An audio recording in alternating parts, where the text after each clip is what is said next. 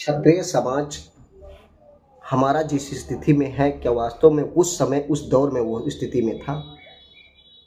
आज हमारे क्षत्रिय समाज के कुछ हमारे ही भाई, बड़े भाई और हमारे छोटे भाई सवाल करते हैं कि आखिर उनकी इन समस्याओं का जिम्मेदार कौन है।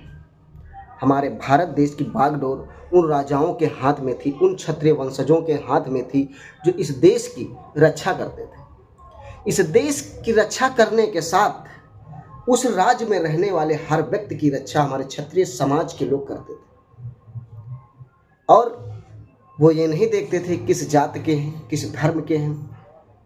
उनको उनकी सेवा की जाती थी, वो उसके बदले में उनकी रक्षा करने की पूरी जिम्मेदारी अपने कंधों पर उठाकर चलते थे।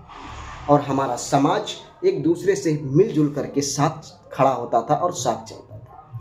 हमारे देश में बहुत ही एक प्रकार से हमारे देश में जो एक समानता का समय था वो चलता था। एक दूसरे के प्रति जो व्यवहारिक जीवन था वो जीवन यापन करते थे।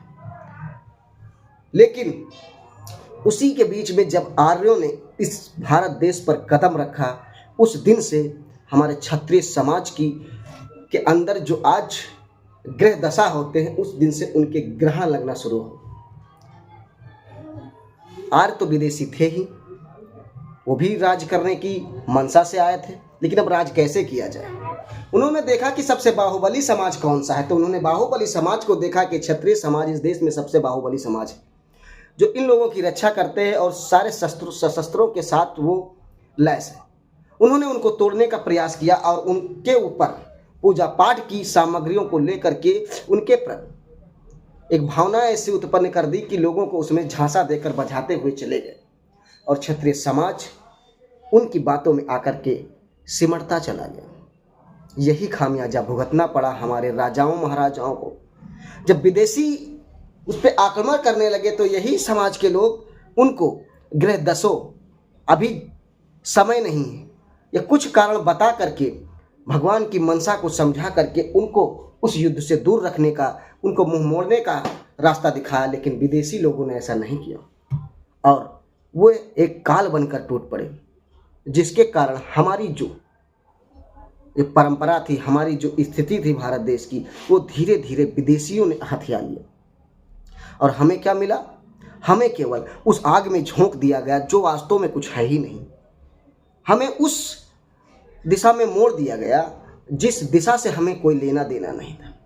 यहीं से हमारे क्षत्रिय समाज का पतन होना शुरू हुआ, और जिसमें ना जाने कितने देशों में राज फैलाए हुए, कितने राज्यों में शासन करने वाले हमारे क्षत्रिय जो समाज के राजा थे, वो इस लड़ाई में वो अपना सब कुछ न्यौछावर कर दिया और उनका सब कुछ लुट गया। आज हम बात करते हैं कि हमारी जिम्मेदारी, हमारी जो समस्याएं हैं इनके कारण उत्पन्न हुई। वास्तव में अगर सोचने की बात है तो किस कारण से हमारी समस्याएं उत्पन्न हुई, क्या कारण था? क्या वास्तव में ऐसा कुछ होता है कि बिल्ली के रास्ते काट जाने से हमारे अपने रास्ता छोड़ देना चाहिए?